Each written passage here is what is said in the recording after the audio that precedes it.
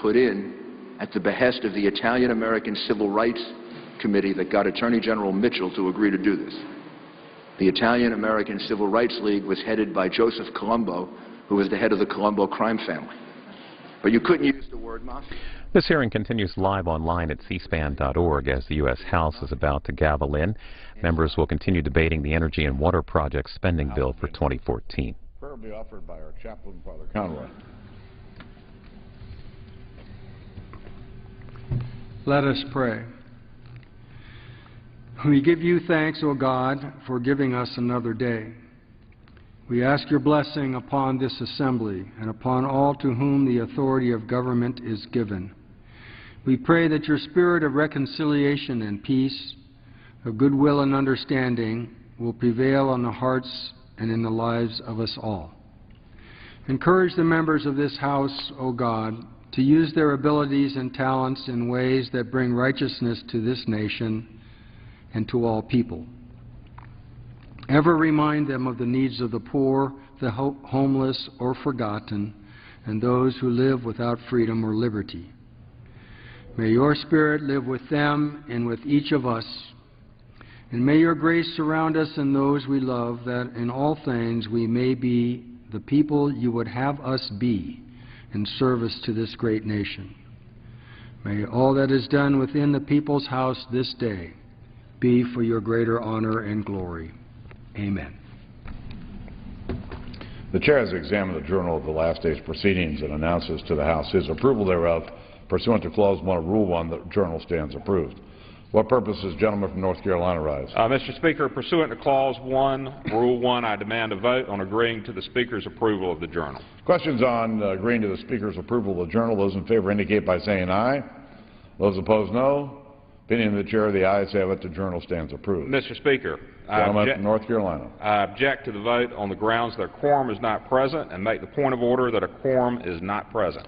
Pursuant to Clause 8 of Rule 20, further proceedings on this question are postponed. Pledge of allegiance today will be led by the gentlelady from Hawaii, Ms. Gabbard. Pledge allegiance to the flag of the United States of America and to the republic for which it stands, one nation under God, indivisible, with liberty and justice for all. The Chair will entertain up to 15 requests for 1-minute speeches on each side of the aisle. For what purpose does the gentleman from Oklahoma rise? Without objection. Mr. Speaker, I rise today unable to understand why we stand by and watch as our country's future is threatened. It seems as though each week delivers a new disastrous element to the train wreck that is in Obamacare. Now that implementation of Obamacare's employer mandate has been delayed, more uncertainty has been created among business owners. Mr. President, you cannot bargain with America's economy in hopes that your political philosophy succeeds. I find it ironic that the President has now conveniently chosen to listen to the American people when business owners like myself have been screaming for years. This administration is struggling to prove the merits of Obamacare it initially advertised and now resorts to excuses. Delay after delay proves Obamacare is unsustainable. The bill was passed. We now finally know what's in the bill. Now it's time to repeal it. Mr. Speaker, I yield back. Members are reminded to direct their comments to the Chair. For what purpose does the gentlelady from Florida seek recognition? I ask unanimous consent to address the House for 1 minute to advise on the consent. Without objection, gentlelady from Florida is recognized for 1 minute. Get this thing down here. Okay. My, Mr. Speaker.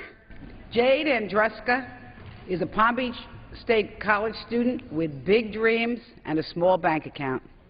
Her mother is a hospice social worker, has solely supported Jade while paying back her own student loans for over 20 years so that she and her daughter could have a better life.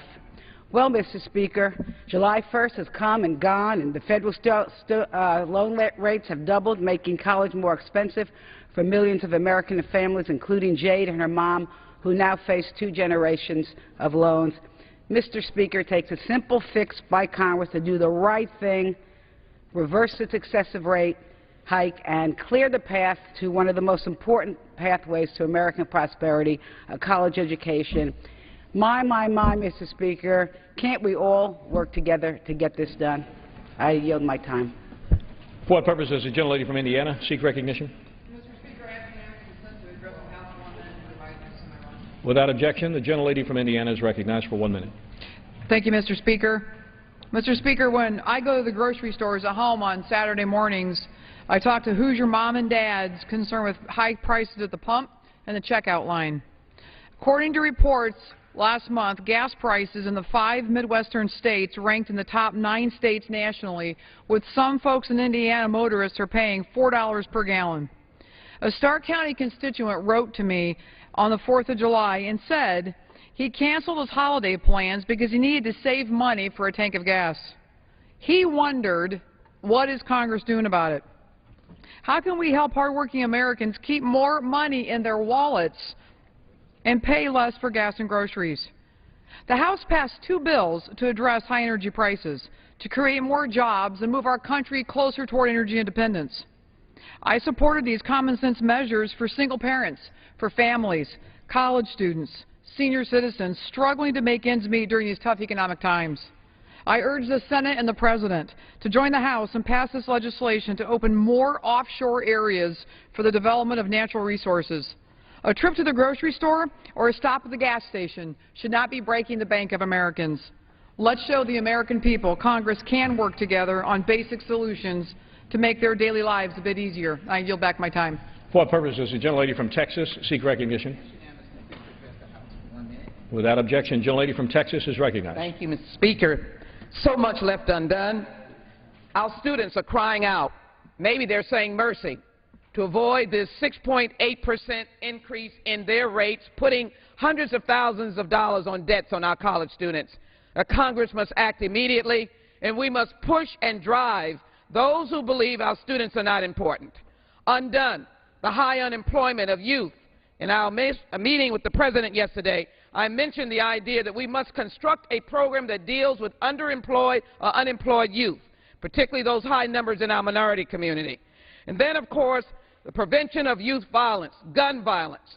That is a crucial issue for all of us, and the Congressional Black Caucus will be working extensively with the President to help drive legislation that will pass reasonable gun violence prevention legislation, but more importantly as well, to keep our young people alive, keep them in school, and yes, keep them studying, understanding, and preventing gun violence to make them a victim. This Congress must act now and end sequestration to make sure that America is treated well by this nation. I yield back. For what purpose does the gentleman from Pennsylvania seek recognition? Without objection, gentleman from Pennsylvania is recognized. Mr. Speaker, the true cost of the Affordable Care Act is being revealed day by day. We knew from the beginning that the law was double counting more than $716 billion in cuts to Medicare to pay for the new entitlements.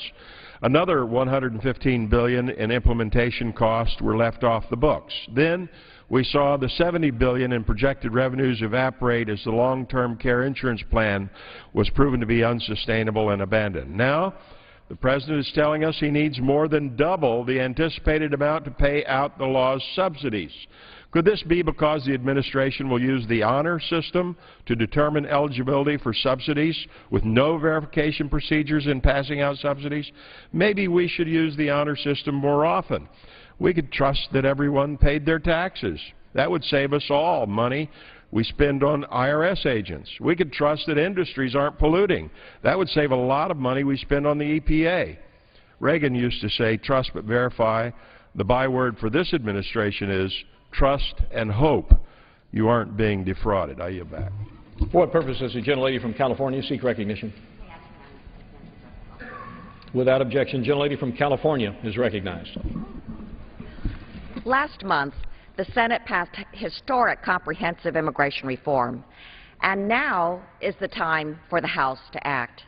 It is because of our family values that we cannot wait another year, another month, or another day to finally fix our broken immigration system. We must pass a bill that keeps families together, And we must do the right thing, the humane thing, and bring 11 million immigrants out of the shadows and into society. We must ensure that all who want to call this country home have a fair and reasonable roadmap to do so. I urge the Republican leadership not to choose the partisan path. Instead, we should come together and pass bipartisan comprehensive legislation that will fix our immigration system and finally revitalize the American dream. The time to act is now. For what purpose does the gentleman from Michigan seek recognition? Mr. Speaker, I rise and ask unanimous consent to address the House for 1 minute. Without objection, the gentleman from Michigan is recognized. Thank you, Mr. Speaker, and I rise today to celebrate something. I'd like to take a moment to recognize a major milestone for the Ludington Pump Storage unit that was built in Michigan's 2nd District 4 decades ago and continues to be a great success today. Construction of the project, as the locals call it, began in 1969 and was completed in 1973 on the shores of Lake Michigan, south of Ludington. Today, employees back there are celebrating the plant's 40th anniversary. The Ludington Pump Storage Plant was the largest pumped storage hydroelectric facility in the world when it was constructed. It is 842 acres and is 2.5 miles long and holds 27 billion gallons of water. There are 6 generating units at the plant that can produce enough electricity to power a city of 1.4 million residents. This plant is an example of successful co-ownership between Consumers Energy and Detroit Edison, DTE Energy. By displacing higher costs, Ludington Pump Storage Plant saves consumers and DTE customers millions of dollars each year. What makes the plant's 40 employees most proud are the national awards that they've been earning for safe operation of the plant, however. The future looks bright for the project. There's an $800 million investment that's being made on behalf of the customers from both utilities to overhaul and upgrade the plant to improve efficiency. And we just want to congratulate this plant today as it works to fit into our all-of-the-above energy plan. Thank you, Mr. Speaker. For what purpose does the gentleman from California seek recognition? Without objection, the gentleman from California is recognized. Mr. Speaker, after President Obama's historic announcement of his climate action plan 2 weeks ago, we returned home to our congressional districts for a week, and some of us saw record high temperatures and drought. Others witnessed unseasonably heavy rainfall and tidal flooding. And yet this week we returned to a House that's heading in the wrong direction. The Energy and Commerce Committee is debating a bill that would give the Department of Energy veto authority over EPA's public health rules. The Energy and Minerals Subcommittee spent yesterday in a hearing on the wonders of subsidized coal production. Fighting climate change is the biggest imperative of our time. The stakes are high, and ignoring it will not make the problem go away. President Obama's plan is a step in the right direction, and I'm encouraged that EPA is moving quickly on meaningful standards for power plants. Strong power plant standards are an imperative if we're going to avert the worst impacts of climate change. We've got a lot of work to do, Mr. Speaker, and it's time to get this House headed in the right direction on climate policy. I yield back. For what purpose does the gentleman from Montana seek recognition? Without objection, the gentleman from Montana is recognized. Mr. Speaker, I rise today to honor Dustin DeFord, a 24-year-old Montana native who was among the 19 hotshot firefighters who recently died while battling a wildfire in Arizona. The son of Reverend Steve and Celeste DeFord, Dustin grew up in the small town of Ekalaka, Montana, where he was well known for his joyful spirit as well as his deep faith in Christ. Dustin also had a passion for community service at an early age. In fact, he volunteered for the Carter County Rural Fire Department as soon as he turned 18 and continued working as a county firefighter every summer from 2007 until this year when he earned a position on the Granite Mountain Hotshots in Arizona. Cindy and I join all the people of Montana in mourning the loss of Dustin and all the brave firefighters who lost their lives on June 30th. We are keeping Dustin's family and loved ones in our thoughts and prayers during this most difficult time. Thank you, and I yield my time. For what purpose does the gentleman from California seek recognition? Without objection, the gentleman from California is recognized.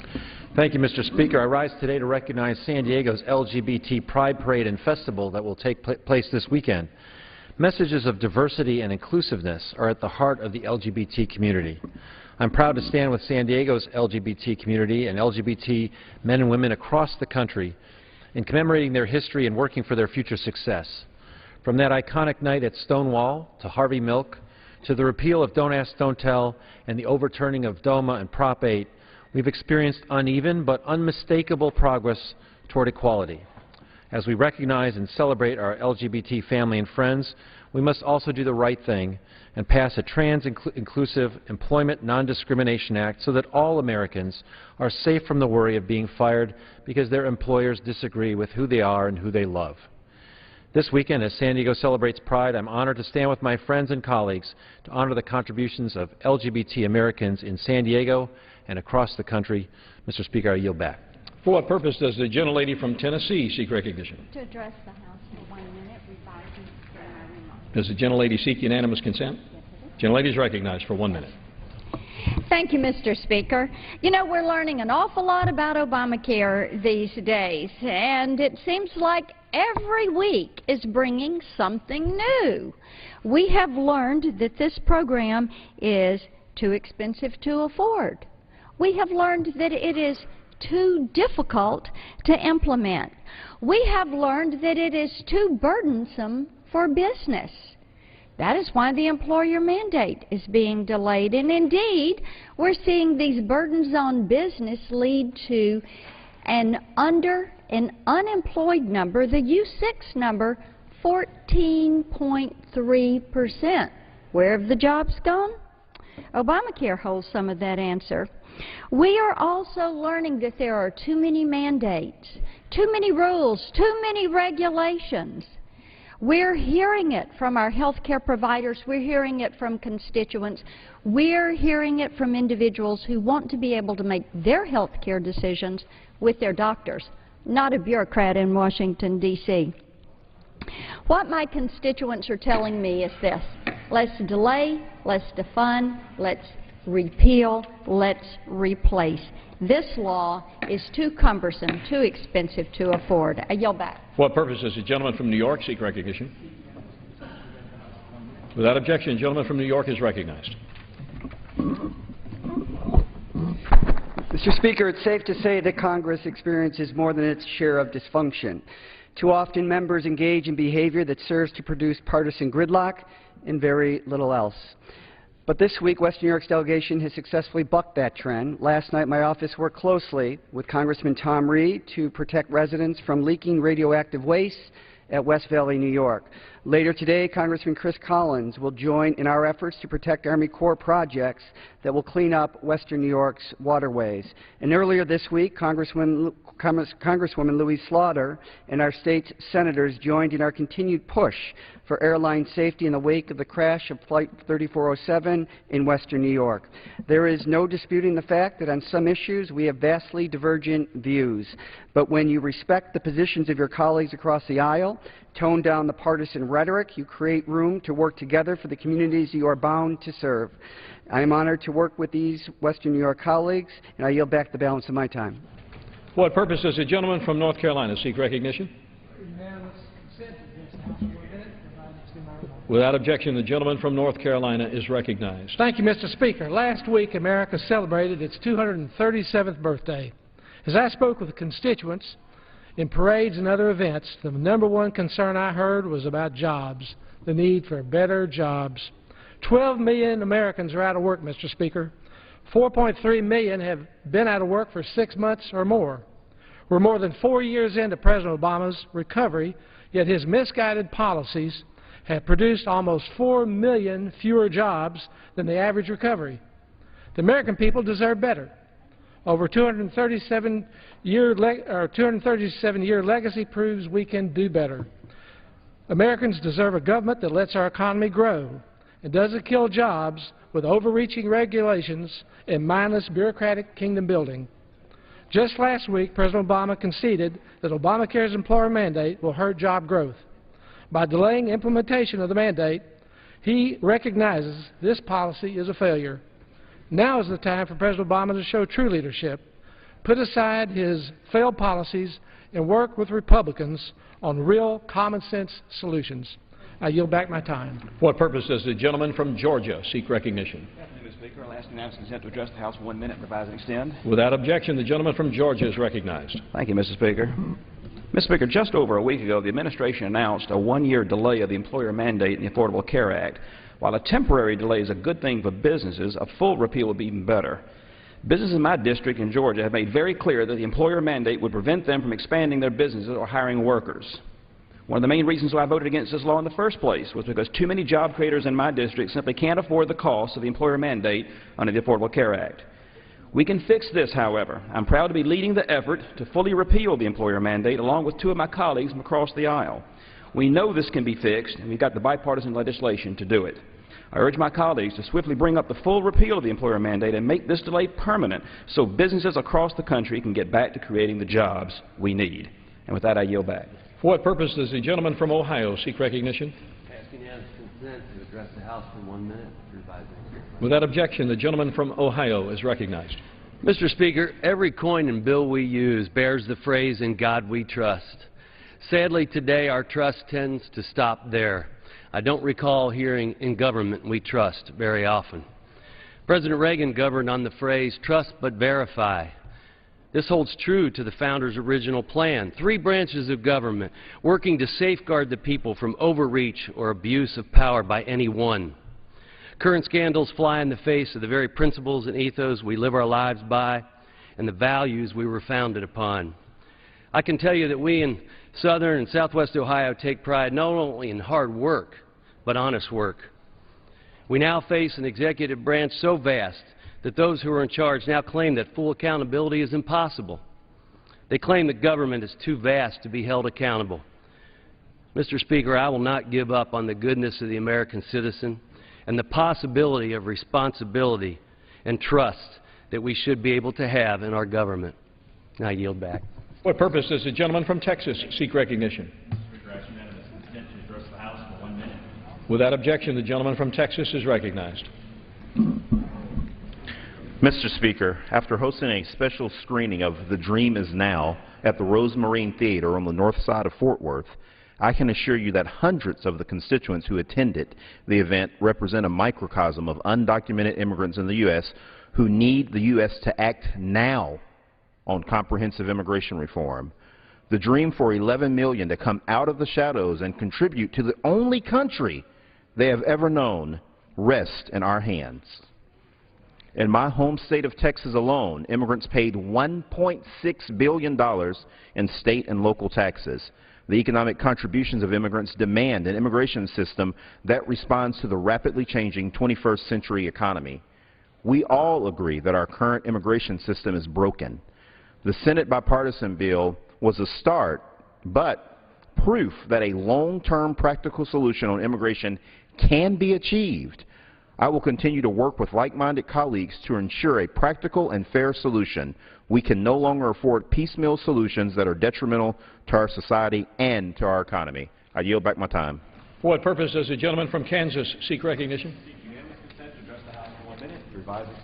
Without objection, the gentleman from Kansas is recognized. Thank you, Mr. Speaker. I rise today to thank a truly remarkable Kansan, an American who came within inches of giving his life in the service of his country, but who has made an unthinkable yet not unbelievable recovery. I first met Spring Hill native Army Sergeant Zeke Crozier 2 years ago. He was with the 158th Aviation Regiment out of Gardner, Kansas, and he was set to deploy to Afghanistan. After being in Afghanistan for only 41 days, the Chinook helicopter Sergeant Crozier was flying in crashed violently, and he suffered a severe traumatic brain injury. Defying all odds, Sergeant Crozier has made a miraculous recovery and even walked into my district office in Overland Park, Kansas yesterday. Sergeant Crozier's recovery efforts are inspirational, and they are also a reminder that we must always keep our commitment to our nation's veterans. There are over 530 veterans benefit cases on backlog at the VA. This is unacceptable to me and to the men and women willing to serve our country bravely and honorably, especially those that now need our help in return. To Sergeant Crozier and to all those who have served, a grateful nation thanks you for your sacrifice. Now For what purpose does the gentlelady from Hawaii seek recognition? Without objection, the gentlelady from Hawaii is recognized. Thank you, Mr. Speaker. In the coming days, we will soon be taking up H.R. 5, the Student Success Act, which is a long overdue reauthorization of the Elementary and Secondary Education Act. I'm rising today to speak about the need to include in this reauthorization the Native Hawaiian Education Act. I introduced H.R. 2287, which does just this, and look forward to working with my colleagues to ensure its passage. Last week when I was in Hawaii, I had the chance to meet with parents and educators in the Native Hawaiian education community on the islands of Kauai, Maui, and Molokai. And I heard from them about the first-hand successes of this program, which has been in place since 1988. Education is by far the best investment that we can make in our economy and in our future. We are empowering and educating the next generation in communities that have largely been underserved, at the same time preserving rich and unique culture, language, and values of our Native people. Native Hawaiian Education Act has been serving our kids for the last 25 years, and it's critical that these innovative programs continue. I urge my colleagues to join me in supporting the NHEA and other programs that can enable and empower our underserved communities to thrive. Mr. Speaker, I yield back. For what purpose does the gentlelady from Ohio seek recognition? Without objection, the gentlelady from Ohio is recognized. Thank you, Mr. Speaker. I rise today to address the recent doubling of interest rates on federally backed need-based student loans. Students deserve access, not obstacles, to higher education. These rate hikes will make college less affordable at a time when we should be encouraging, not discouraging, people to seek higher education opportunities, to grow our economy, and to create jobs. But due to House Republicans' failure to act, the interest rates on college loans have doubled from 3.4% to 6.8% for some 7.4 million students. In these tough economic times, Democrats understand we should be making every effort possible to increase access to higher education for all Americans. There is no time left. We need to act now to reverse the rate hikes and keep student loans interest rates low so more Americans can have a fair shot at a college education. Thank you, and I yield back. For what purpose does the gentleman from American Samoa seek recognition? Without objection, the gentleman from American Samoa is recognized. Mr. Speaker, in 1995, former Washington Bullets owner Abe Pollan announced that he would be changing the name of the Washington Bullets to the Washington Wizards. The change did not happen overnight, nor everyone was happy about it. But Mr. Pollan knew it was the right thing to do, and he did it successfully. You see, given the high homicide and crime rate in the early 1990s in Washington, D.C., Mr. Pollan became increasingly concerned about the Bullets association with violence. Finally, when Mr. Pollan's close friend, Israeli Prime Minister Ishak Rabin, was assassinated in 1995, he made the final decision. Mr. Dan Snyder, owner of the Washington Redskins, may never come to the realization that is so evident to us all in the 21st century, that the term Redskin is a racist, demeaning, derogatory, and offensive to Native Americans. But I stand today once again to make this appeal to Mr. Snyder. I am thankful for Mr. Pollan's brave decision to discern the times and change the Bullet's name. I urge Mr. Snyder to have the courage to do the same. Change the name of your football franchise. I yield back. For what purpose does the gentleman from Pennsylvania seek recognition? I ask unanimous consent to address the House for 1 minute. Without objection, the gentleman from Pennsylvania is recognized. Thank you, Mr. Speaker. The time has come for this House to address comprehensive immigration reform. And, Mr. Speaker, if the Senate can fashion a bipartisan bill, we can too. Follow the money. Bringing 11 million people out of the shadows would increase our gross domestic product by $832 billion over 10 years. Follow the money. The CBO calculates that the Senate bill will cut the deficit by $197 billion over 10 years. What is not to like about that?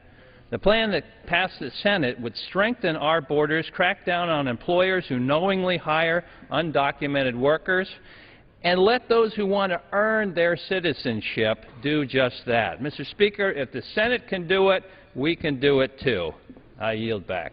For what purpose does the gentlelady from Hawaii seek recognition? Request unanimous consent to address the House for 1 minute. Without objection, the gentlelady from Hawaii is recognized. Thank you, Mr. Speaker. Mr. Speaker, I'm certain that during this past district work week, you were asked, as I was, what about the student loans? What people were asking is, what are you doing in Congress about the rates that are going to double on July 1st? Let's review what we know, Mr. Speaker. We know that there are 7.4 million students that are affected. The rates are doubling from 3.4 to 6.8%, and this means $1,000 more in debt. We know that a college education can mean about $1 million more in future earnings over a lifetime. We know that we as a country need to build up our graduates to continue to be competitive. We also know that 45% of the Americans hold student loan debt. Mr. Speaker, it is time to act now for America's future. I yield back the balance of my time. For what purpose does the gentleman from Florida seek recognition? Without objection, the gentleman from Florida is recognized. Thank you. Thank you, Mr. Speaker. I rise today to echo the sentiments of many of my colleagues on both sides of the aisle regarding the urgency to fix the student loan interest rate hike that took place last Monday. The inability of Congress to come together and compromise on behalf of America's students is embarrassing. Doubling interest rates makes college less affordable, and the increased debt burden threatens the middle class and harms our economy. Recent graduates who should be putting away money for their first home or saving up to start their own business are instead spending upwards of $500 per month paying back loans for their college education. Recent Florida graduates left college with student loan debt equal to 54% of their annual income. Just this Monday, I heard the concerns of students in my district on how this debt will impact their future. Some students are even considering dropping out of college. Mr. Speaker, the American people deserve better. I once again urge the House of Representatives to set politics aside and immediately take up legislation to right this wrong. I yield the balance of my time. For what purpose does the gentleman from Minnesota seek recognition? Mr. Speaker, I ask unanimous consent to address the House for 1 minute. Without objection, the gentleman from Minnesota is recognized. Mr. Speaker, it's time that the Congress get to work and stop this doubling of the interest rates on our student loans. And I'd like to take this moment to remind my colleagues here in the House that our generation was able to graduate from universities and enjoy great success, for the most part debt-free, because the college costs were less and we were able to get a combination of grants and scholarship.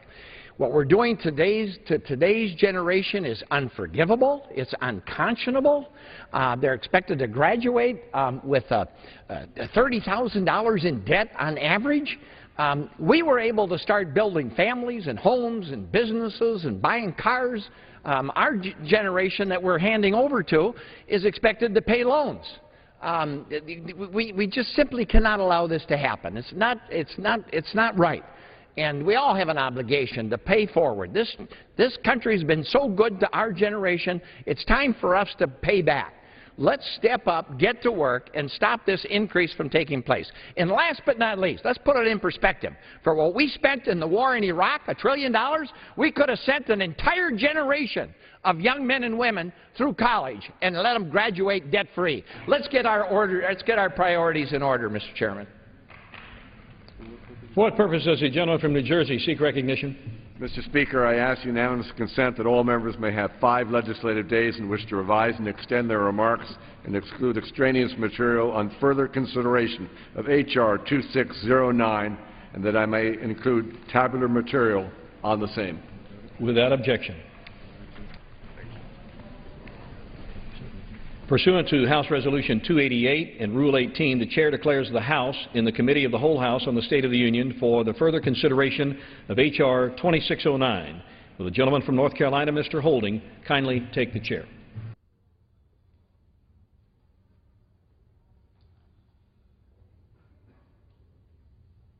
The House is in the Committee of the Whole House on the State of the Union for the further consideration of H.R. 2609, which the clerk will report by title.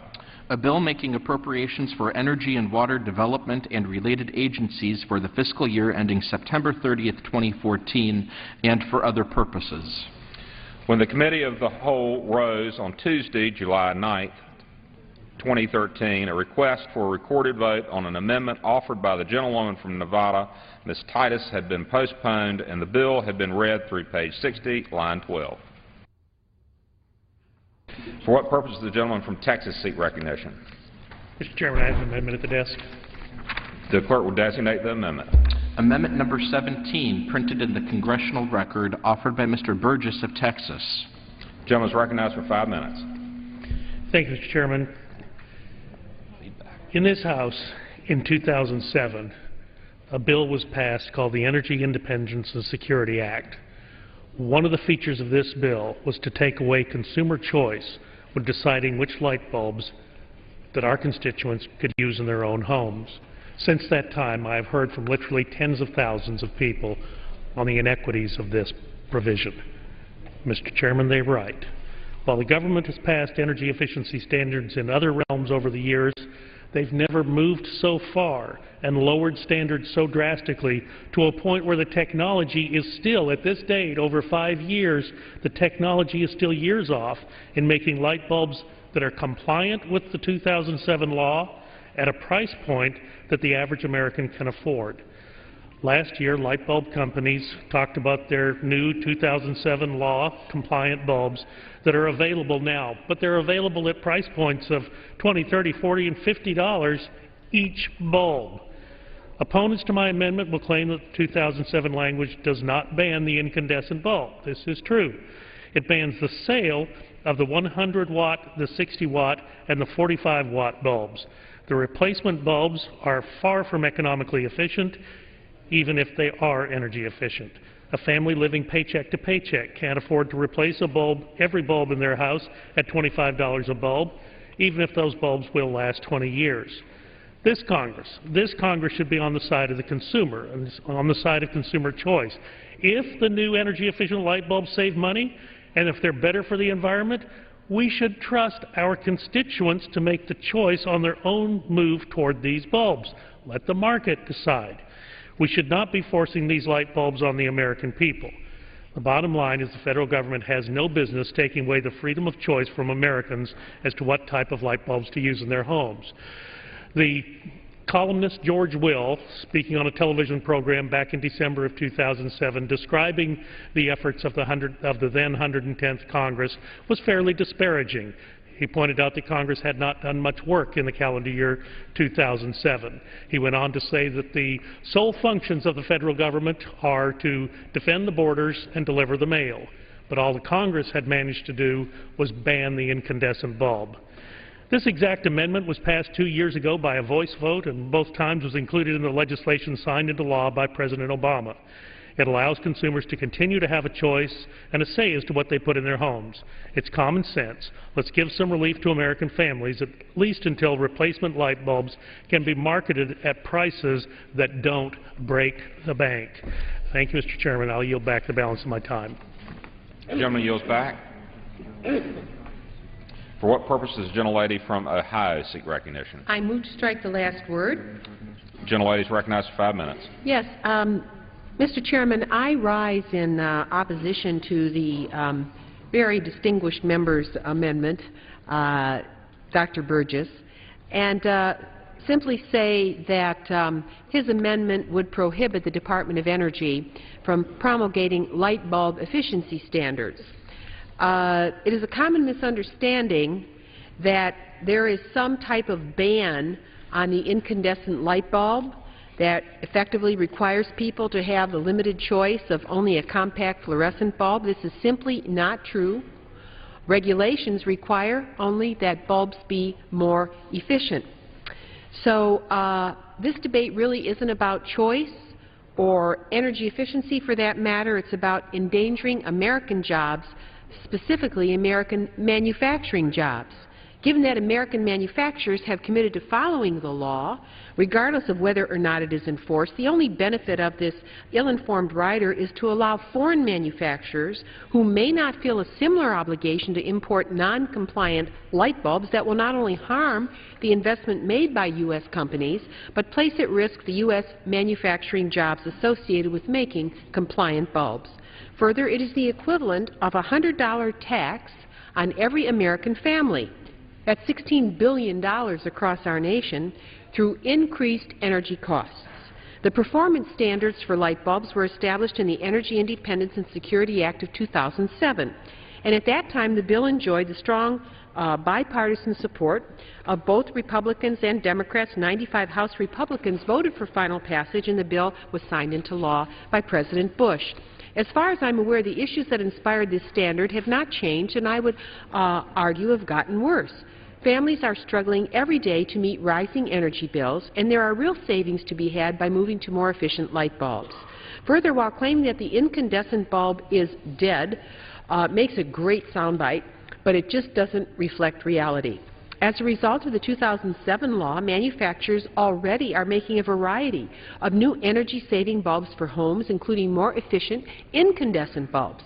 These bulbs look light and turn on like the bulbs we have been using for decades, but are upwards of 28 to 33% more efficient, and that's good for everyone. This is amazing progress in a very short time, considering that previously the basic technology of incandescent bulbs had not changed substantially since they were first introduced over 125 years ago. Philips, GE, and Sylvania are among those currently manufacturing efficient incandescent bulbs, and one is making them entirely within the United States, and the others are manufacturing the key components in their U.S. factories. So I would urge my colleagues to please see the light and oppose this amendment. And my dear colleague, Dr. Burgess, knows that despite the fact that we disagree on this issue, I have the highest respect for his service in this Congress to the people of Texas. Thank you so very much, and I yield back my remaining time. Gentlelady yields back. Questions on the amendment? Question is on the amendment by the gentleman from Texas, Mr. Burgess. Those in favor say aye. Aye. Those opposed say no. In the opinion of the chair, the ayes have it. The amendment is agreed to.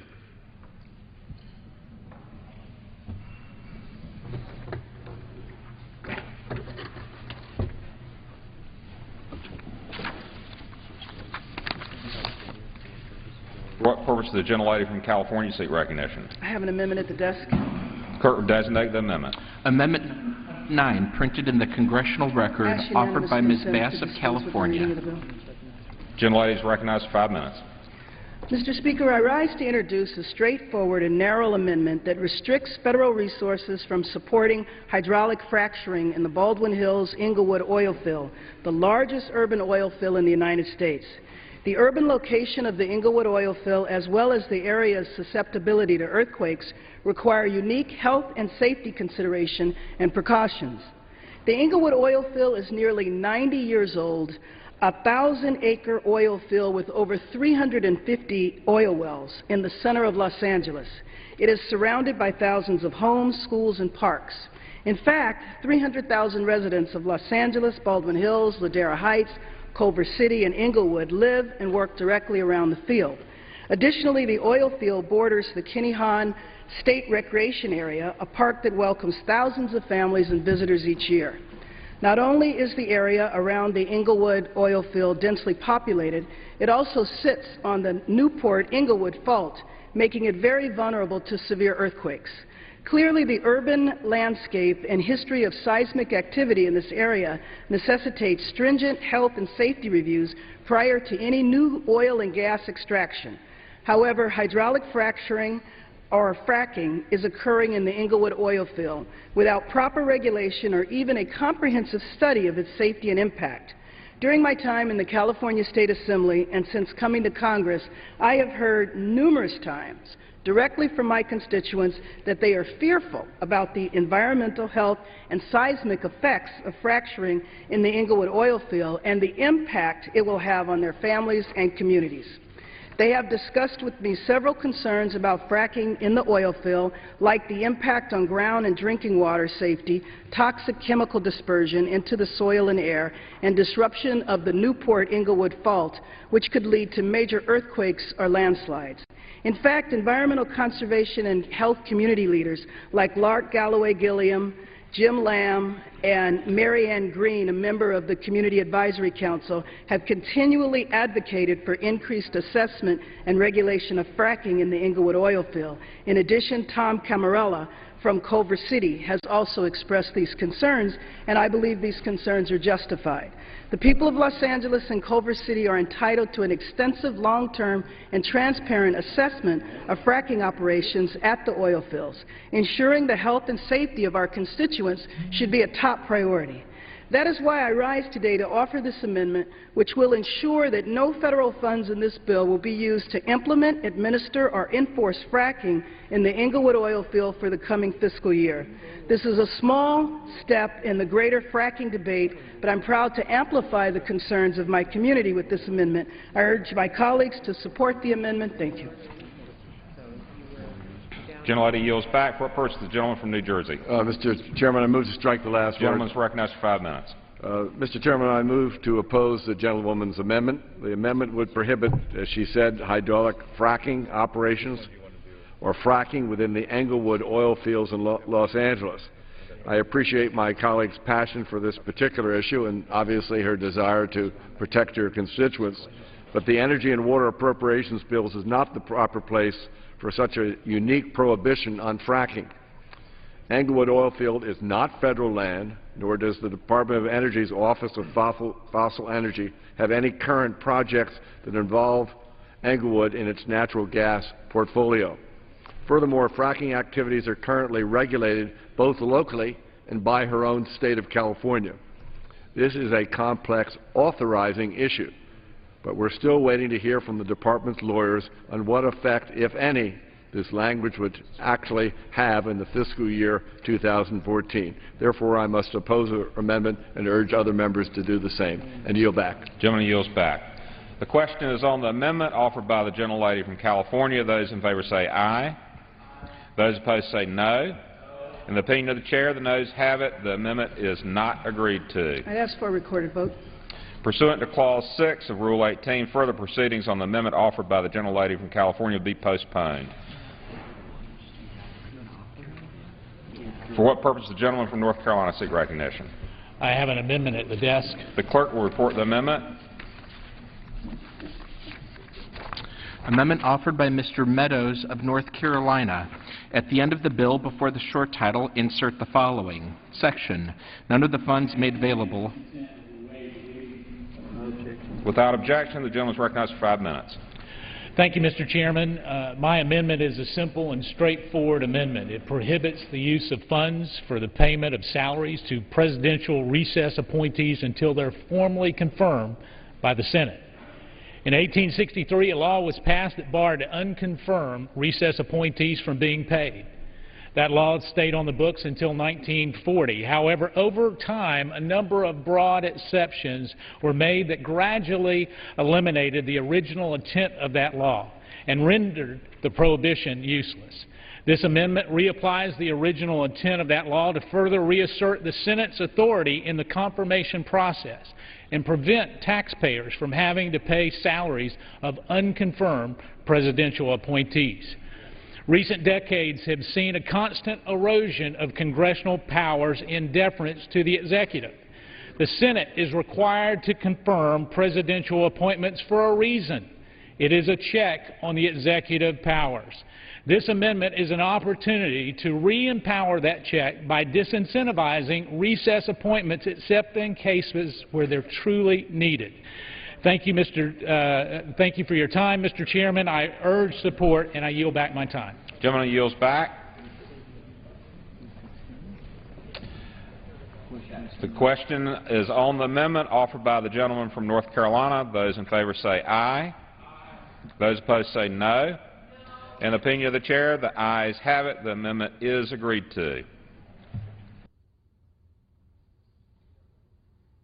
What for purpose of the gentleman from Oregon seek recognition? Move to strike the last word. The gentleman is recognized for 5 minutes.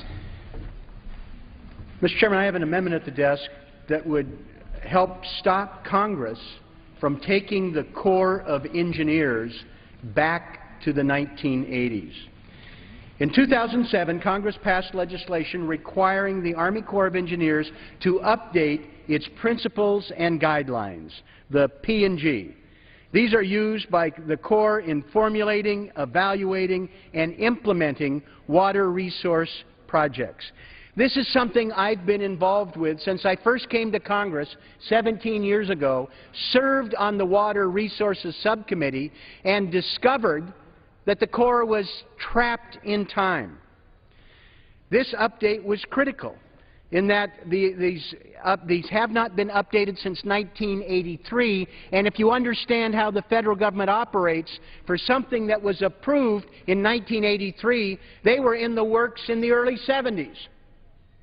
Now, earlier this year, the Council on Environmental Quality finally released an updated P&G that lays out broad principles to guide water investment, as well as draft interagency guidelines for implementing the principles and requirements. These new P&G were developed over the last 6 years by federal agencies, and they incorporated extensive comments from the public as well as the National Academy of Sciences. The modernized P&G will help accelerate project approval, reduce costs, support water infrastructure projects with the greatest economic and community benefits. They will allow for better consideration of long-term benefits, provide more flexibility for local communities, promote more transparency in the federal decision-making process. Unfortunately, there appears to be language in the committee report accompanying this legislation that would prevent the Corps from implementing them. The report states the Corps shall continue to use the document dated March 10, 1983, entitled Economic and Environmental Principles and Guidelines for Water Research, during the fiscal year covered by this act. Does it make any sense at all to take work that has been in the process for years and tell an agency you can't update your planning documents, prevent you from using updated resources? During the floor debate on this issue in 2007, I indicated that I was embarrassed that the Corps was operating under guidance from a quarter century ago. Now, they're 30 years old. These principles and guidelines are older than most of our staff. In 1983, Ronald Reagan was in his first term. Michael Jackson moonwalked for the first time. The Microsoft Word was first released. Think about the advancements in science, economics, and flood management, not to mention our environmental consciousness, all that have happened since 1983. That's what led the National Academy of Sciences in the year 2000 to conclude that these needed to be revised to better reflect contemporary management paradigms, analytical methods, legislative directives, social, economic, and political realities. It's even more true today than it was 13 years ago. This issue is not just about a bureaucratic process for economists and scientists. These projects have significant impact on the ground. In 2007, I highlighted the problems from an organization called Levees.org, a nonpartisan grassroots group founded after Katrina. The group's mission was to help educate the people of New Orleans about what happened in Katrina and how to move forward. They supported the amendment at that time because they know this issue is a matter of life and death. To be able to have the Corps to use the best information, the best technology, to do the best job, and relying on principles and guidelines that are a quarter century old is not our very best. over a third of a century is not our very best. I can comprehend no reason why Congress would require the Corps to continue to rely on outdated documents and not take advantage of the work, the research, the progress that's been done by people in the administration, in the Corps of Engineers, the scientific community. Mr. Chairman, I'm going to withdraw the amendment because I truly believe that we ought to be able to understand with the committee what's going on, understand the benefits that led Congress to embed this in the law in the first place. And I would look forward to having a conversation with my good friend, the chair of the subcommittee, the ranking member, to see if we can't resolve this for the benefit of the public. Thank you, and I respectfully withdraw the amendment. No amendment was pending. The gentleman from Louisiana, for what purpose seek recognition? Mr. Chairman, I have an amendment at the desk, number 36. Designate the amendment. Report the amendment. Amendment offered by Mr. Scalise of Louisiana. At the end of the bill, before the short title, Ask unanimous insert the consent to following. dispense with the reading. Will the gentleman please specify which amendment he's offering? 36. Yeah, we're good. Without objection, the reading is dispensed with. The gentleman is recognized for 5 minutes. Thank you, Mr. Chairman. Appreciate the opportunity to present this amendment. This deals with Corps of Engineers new program that was put in place 2 years ago, specifically in the New Orleans district, called the Modified Charleston Method. The Corps changed the usual and normal method for mitigation. Any kind of mitigation that's done on wetlands throughout the country, you have to mitigate if you're going to do development. And everybody understands that. Everybody's worked with that over the years. But 2 years ago, the Corps changed specifically for the New Orleans district that process and literally put in place a process that's made it very unworkable to do a lot of our flood protection projects and economic development projects.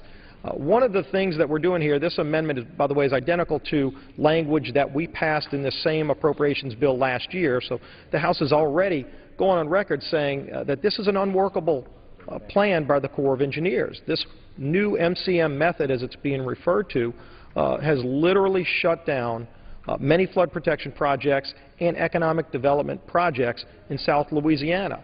So I think what we've been saying to the Corps of Engineers is let's work together on putting reasonable rules in place.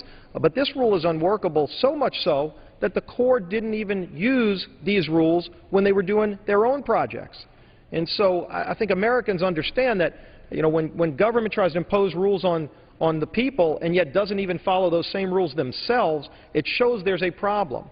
And yet that's what's happening in this case. And so all we're saying is everybody understands we need to do mitigation. But when the Corps comes out with these new rules that triple, in many cases, the amount of mitigation that needs to be done to a point where it's unworkable.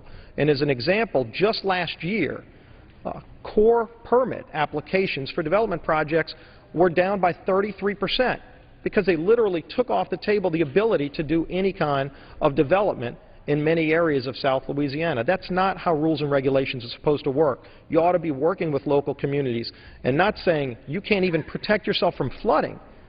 Literally, you look at the wetlands rules, they're preventing us from restoring wetlands with these rules on wetlands. It doesn't make sense. It's something that's unworkable, and this amendment addresses this problem and says the Corps can't move forward with the Modified Charleston Method. And then let's go back to the table and put some rules in place that actually make sense, put some common sense rules in place. And with that, I yield back the balance of my time and urge adoption. Gentleman from Louisiana yields back the balance of his time. What purpose does the gentleman from Massachusetts seek recognition? Mr. Chairman, I move to strike the last word. Gentleman from Massachusetts is recognized for 5 minutes. Thank you, Mr. Chairman. Mr. Chairman, good afternoon. I have an amendment at the desk, amendment number 36. I think they've relabeled them from yesterday. But before I get to that, I just want to say that the gentleman... Mr. Chairman? Point of order. Aren't we currently on Amendment 36? Yes, we are. Okay. Yeah, yield back. Thank you. Massachusetts. Claiming my time. Thank you. Are you wishing to address the amendment that the gentleman from Louisiana has introduced? No, sir. Okay. No, this Yields is back. a new amendment, entirely new amendment on a We're different not matter. finished with this amendment. Gentleman yields back. Okay. Thank you. Question is on the amendment. Is the gentleman seeking recognition? Yes, I move to strike the last word. Gentleman from Louisiana is recognized for 5 minutes. Mr. Chairman, I rise to support my colleague from Louisiana's amendment, and not to belabor the point, but just in the last 11 months, mitigation costs in the New Orleans district for the Corps of Engineers and projects related to this have increased by about right at $11 million.